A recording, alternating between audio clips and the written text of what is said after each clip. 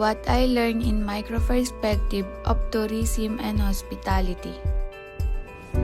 Socio-economic variables and their effect on travel. The rise of new travel patterns. Preferences of the international tourist. Ano nga ba ang socio-economic variables that affects travel? According to socio-economic factors such as age difference, household members, marital status, gender differences, travelers have different economic value of tourism. The four types of tourist rules: organized mass tourists, the individual mass tourist, the explorer, and the drifter. Ito naman yung apat na uri ng tourist roles.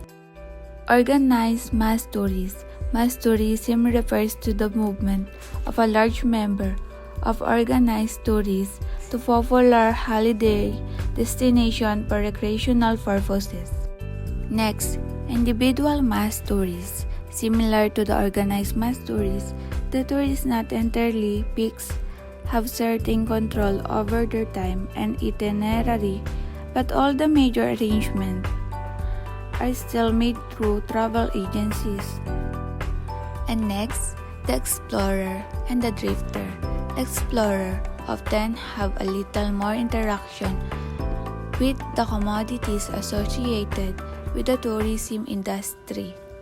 And yung sa drifter naman, it was described as the complete opposite of the mass tourists.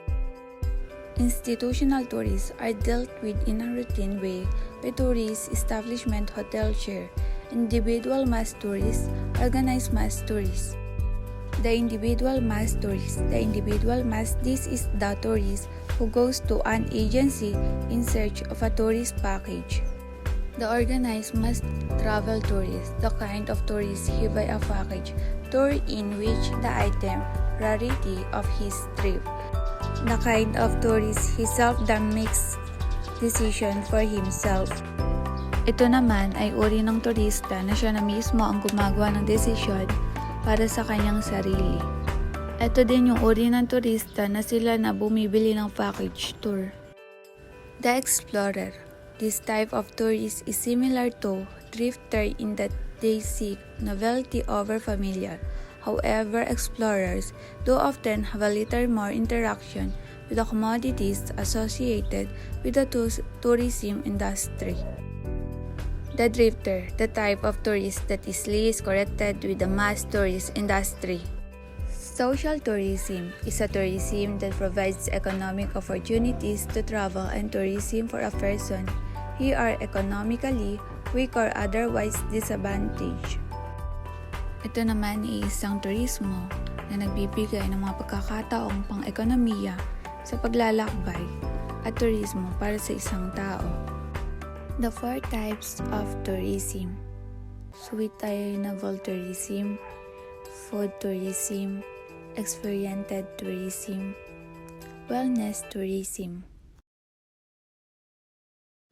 And the five types of tourism.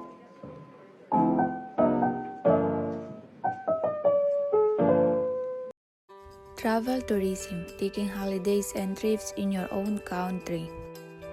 Inbound tourism, taking holidays and trips in your own country. Outbound tourism, traveling to a different country for a visit of different types of travel. Leisure travel includes travel for holidays, cultural events, recreation.